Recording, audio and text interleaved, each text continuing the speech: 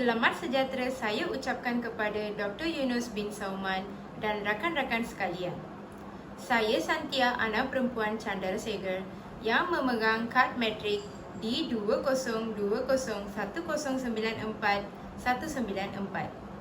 Tajuk video dokumentari saya ialah Kegemilangan Tun Dr. Mahathir.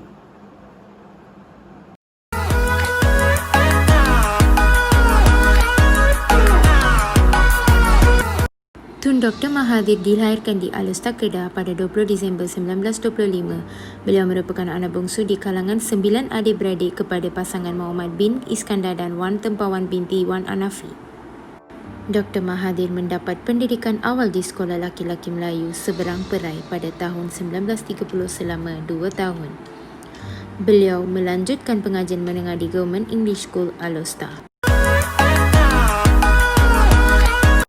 Selepas tamat pengajian peringkat menengah pada tahun 1948, Tun Dr. Mahathir telah ditawarkan beasiswa Kerajaan Negeri Kedah untuk melanjutkan pelajaran dalam bidang perubatan di King Edward College of Medicine, Universiti Malaya, Singapura. Beliau sangat meminati subjek sejarah kerana berpendapat bahawa sejarah merupakan asas kepada sesuatu bangsa untuk bergerak ke hadapan mencapai kemajuan.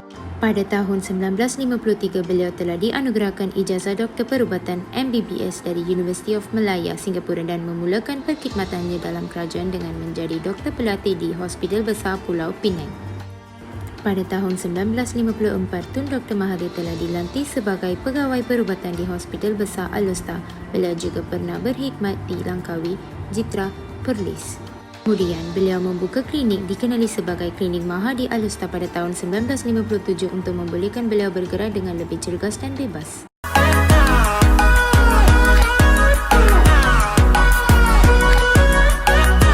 Beliau mengkaji masalah kemunduran ekonomi yang dihadapi oleh orang Melayu dan beliau menegur dasar kerajaan yang dilihatnya tidak banyak membantu orang Melayu dalam bidang ekonomi. Sejak tahun 1945, Tun Dr. Mahathir telah bergiat aktif dalam politik negara. Beliau mengambil bahagian dalam kempen mengagalkan Malayan Union. Antara peristiwa yang tidak dapat dilupakan adalah semasa di bangku sekolah iaitu perjuangan menentang Malayan Union yang cuba ditubuhkan oleh kolonial Inggeris pada tahun 1946.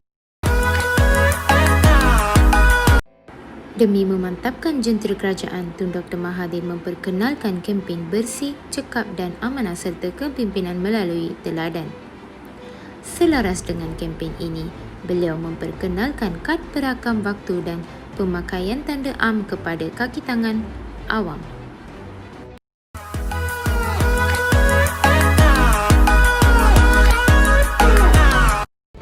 Semasa menjadi Menteri Pelajaran, Dr. Mahathir memberi perhatian berat kepada pelbagai masalah yang dihadapi oleh sekolah-sekolah di luar bandar, seperti isu kehadiran pelajar dan kekurangan guru. Beliau memperkenalkan skim pinjaman buku teks untuk membantu para pelajar di sekolah bantuan penuh kerajaan. Pada tahun 1974, Dr. Mahathir mengetuai jawatan kuasa yang ditubuhkan oleh Kabinet untuk mengkaji semula pelaksanaan dasar pelajaran kebangsaan supaya selaras dengan keperluan semasa negara bagi memenuhi keperluan tenaga kerja, membina identiti kebangsaan dan memupuk perpaduan negara. Malaysia mengasaskan Pusat Kajian Sains Angkasa dengan penubuhan planetarium negara yang dilancarkan pada tahun 1996. Tun Dr. Mahathir melancarkan satelit milik Malaysia iaitu Measet 1 pada tahun 1995 dan Measet 2 pada Oktober 1996. Pada tahun 1996, beliau juga telah merealisasikan sebuah daerah yang menjadi Hub Teknologi Maklumat dan Komunikasi ICT Global di rantau Asia yang dikenali sebagai Koridor Raya Multimedia MSC yang berpangkalan di Cyberjaya. Pembinaan lapangan terbang antarabangsa Kuala Lumpur KLIA juga mencatat satu lagi sejarah kejayaan negara yang amat gemilang. Pencapaian tersebut telah mengangkat imej Malaysia dalam arena penerbangan antarabangsa kerana kecanggihan peralatan dan kecekapan perkhidmatan. Tun Dr. Mahathir telah membangunkan pusat pentadbiran kerajaan persekutuan di Putrajaya yang menempatkan kompleks pelbagai kementerian yang sistematik serta menghinggamkan pembangunan Menara Berkembar Petronas.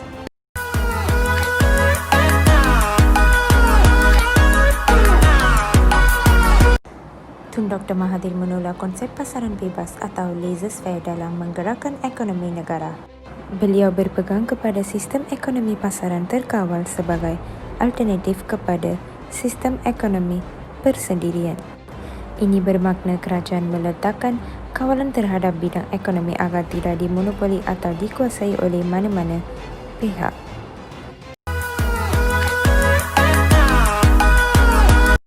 Program penswastaan mula dilancarkan pada tahun 1983 sebagai satu usaha melibatkan peranan sektor swasta dalam menjana pembangunan negara. Dasar penswastaan melibatkan pemindahan perkhidmatan, pelaburan dan kuasa tertentu kepada sektor swasta dan ia boleh dijalankan sepenuhnya atau sebahagian sahaja. Dasar ini bermatlamat untuk meningkatkan mutu perkhidmatan awam, meningkatkan produktiviti, kualiti perkhidmatan dan mengurangkan beban kewangan kerajaan. Rasionalnya ialah supaya sektor swasta dianggap lebih cekap juga dapat menggiatkan ekonomi melalui pelaburan modal oleh sektor swasta.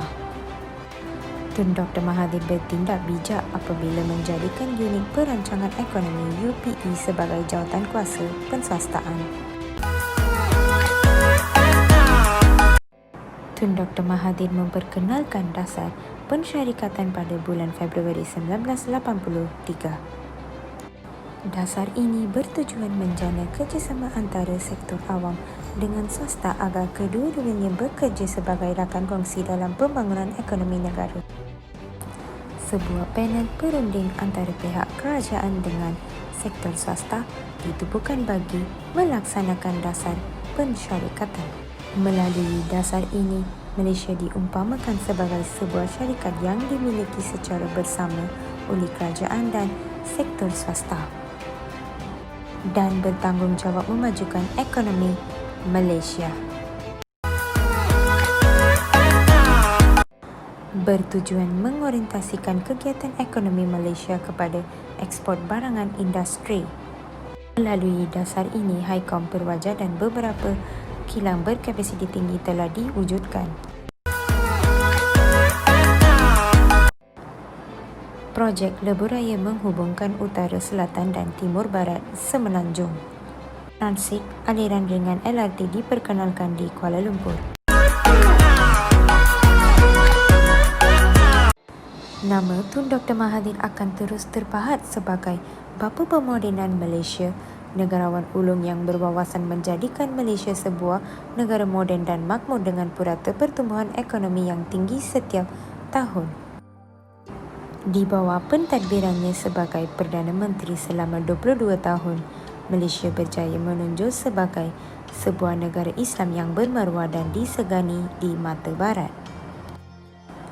Keberanian beliau yang sangat luar biasa telah mengharumkan nama Malaysia ke persada dunia serta mendapat pengiktirafan daripada pemimpin-pemimpin dunia yang lain.